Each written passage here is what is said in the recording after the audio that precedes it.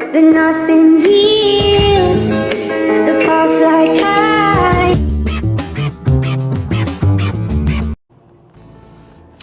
Hi, Wow Life! Another video, another share guys, another POV. So ngayon, magbibigay tayo ng point of view sa isa sa mga pinoproblema ni ating mong si Maria Corazon Kapeding. Well, ang pinoproblema naman niya yung mga estilo ni Trixie kung paano manamit. Oh my goodness! Sa tingin ko naman ay nasa tamang edad na si ate, and pagdating sa usaping purmahan at swag, aba talagang si Trixie na ang pambato ko dyan kumpara kaya ate Maria Corazon mo, diba? Anyways, bago ang lahat, don't forget to support and subscribe. Kuya Val Santos Matubang, Ate Edna Vlogs, Kalinga Prab, Roel of Malalag, Kalinga Roel, Rachel Morales Vlog, Kalinga Edu, and sa lahat ng team Kalinga, maraming salamat sa support at pagmamahal nyo sa aming lahat. Mabuhay! Mabuhay! Except kay Ate OMG. Napaka-nega ko naman. Anyways, well, how do you guys handle kapag merong mga taong gumaganito sa inyo? Actually, tayong mga Pinoy ay tayo lang ang nagbibigay o gumagawa ng problema sa utak natin, kasi may tendency na tayo ay may pagka-perfectionist na alam natin sa mga sarili natin na hindi. Alam natin sa mga sarili natin na hindi rin naman natin ginagawa yung mga gusto nating makita sa tao na yan. For example, ito si Trixie, sinabihan niya na Trixie, ang baday mo rin manamit, lagi mong suot yung pantalon na yan, wala ka tang pantalon, amoy pikpik na yan, pilit din palit-palit din pag may time. Oh no. Maganda at sexy at magaling naman magdala si Trixie ng damit, mapa-baggy pants or whatsoever na trip niyang isuot. Panigurado malinis naman yan, panigurado nilalabhan naman yan, panigurado hindi lang isa ang baggy pants ni Trixie. So ngayon, ito na yung nagiging problema natin, actually, katulad ng mindset ni Ate Maria Corazon mo ay talagang ito yung mga tao na hindi mo dapat pagbibigyan ng pansin. Hindi ka dapat maiinis at mabubwisit sa ganitong tao kasi it's a waste of time. Though nasakta na siguro talaga si Trixie at shinare niya tong comment na to kasi baka nakailang comment na din siya kay Trixie. So ito yung caption ni Trixie. Nakailang bisis na nag-comment si ma'am nang hindi maganda. Pasensya na po mama, if ulit-ulit ang mga sinusuot ko, hindi naman po kami kasi mayaman. Tsaka po, nilalaban ko naman po yung baggy pants. Pasensya na po kung nababadoyan kayo sa pananamit ko. Pero, hindi nyo naman po kailangan magsabi ng hindi maganda sa akin about sa physical appearance ko. Nakakabawas po ng self-confidence sa sarili, ma'am. Iwasan na lang po sana natin yung mga ganyan. Salamat po, nasasaktan rin po kami. Well, sa true lang, every time na may namumuna sa'yo, ay talagang mapapaisip ka talaga. And yes, it's very true na nakakabawas talaga ng self-confidence, nakakabawas talaga ng ganda na may mababasa ka ng negatibo. Pero please be aware na sa social media ay talagang you can please everybody. Someone will like you, someone will appreciate you, someone will find you beautiful, someone will accept you, and meron din namang mga tao na katulad ni ate na basher ang utak at hindi marunong maka-appreciate kung anong nandyan, hindi katanggap. Kumbaga meron siyang gustong makita sa'yo na she failed to see it to you, parang gano'n, intindihan nyo ba ako? Diba? Pero alam nyo guys, para sa akin sa mga ganitong tao, dapat talagang hindi lang to pinapansin.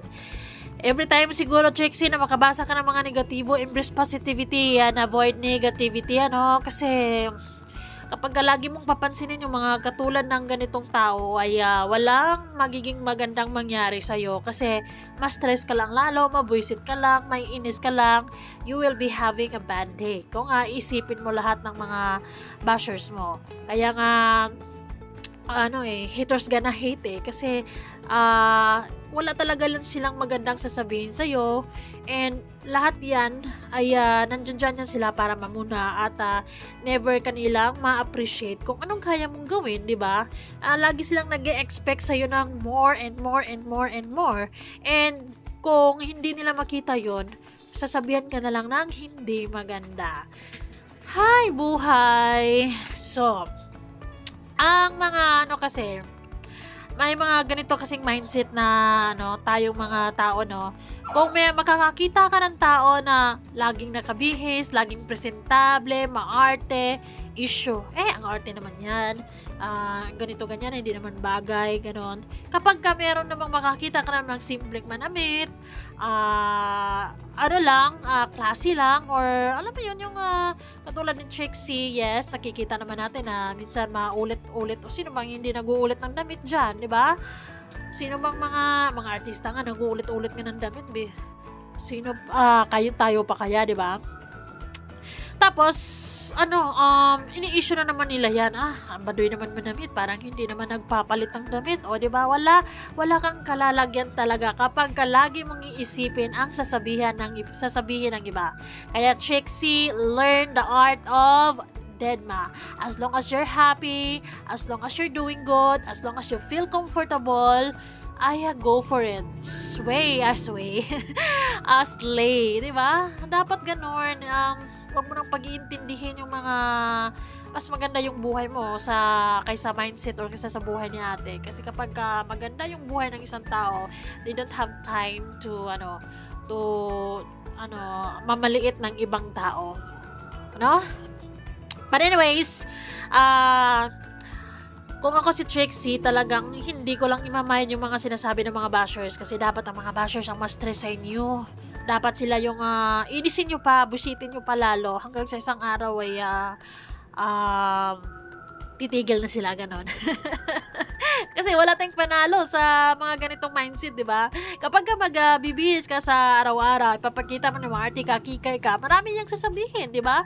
Pero kapag manatiling simple ka, ganon, komportable lang yung pananamit mo, meron pa din silang masasabi. Kaya be yourself, stay true, and just be happy, and mag-focus ka lang sa mga taong naka-appreciate sa'yo, sa mga taong love ka, sa mga taong positive, and sa mga taong naka-appreciate sa'yo. Don't bother yourself, and don't be sad just because marami ka mga nakikitang mga negatibo. Let it go, diba? Let it be. Hindi mo naman sila mapipigilan, kasi bilang nasa social media ka, katulad ni Rachel, parang binibigyan mo ng karapatan ng mga tao na to see you, to comment about what you are doing every day, about sa pananamit, sa physical appearance, how you guys look like, diba? Ganun talaga. Meron talaga mga judgmental, and we can stop them. In order for us to have a peace of mind, para sa akin, stay to yourself, and wag masyadong alalahanin yung mga sinasabi na negatibo ng mga bashers, kasi bashers is always the bashers. Nandyan yan sila para mamuna at manglait at mambuisit ng mundo ng araw mo. Ganon. So, ayun. Let it, smile na lang, and just be happy. Diba? Positivity, make positivity contagious. Make love, not war. Make love, not war. Yes, diba, ganitong tao ay dapat tatawanan mo na lang. Alam mo sa sarili mo na ang mga sinusuot mo ay malinis, komportable ka, and nakakakilos ka ng mas magaan, mas maayos. Kaya yon ang pinakamalaga at importante, hindi ang sinasabi ng iba dyan katulad ni ate. Kasi kung mapagmamasdan mo si ate, parang wala nga siyang bihis at hindi rin siya naliligo. So, di ba? Mostly kasi sa mga maklalait ay kalait-lait din ang buhay. So, guys, remember, don't do unto others if you don't want others do unto you. Ganon. So, wag kang maklait ate kung ayaw mong malait din ng mga tao. Kasi for sure, merong kakampi kay Trixie at lalaitin ka pabalik. Ganon. Pero, I don't want to waste time. I just want to give an advice for Trixie na let it go. Just be yourself. Just be happy. And, Stay maganda and slay, di ba? Maganda ka, Trixie. Period. Bye.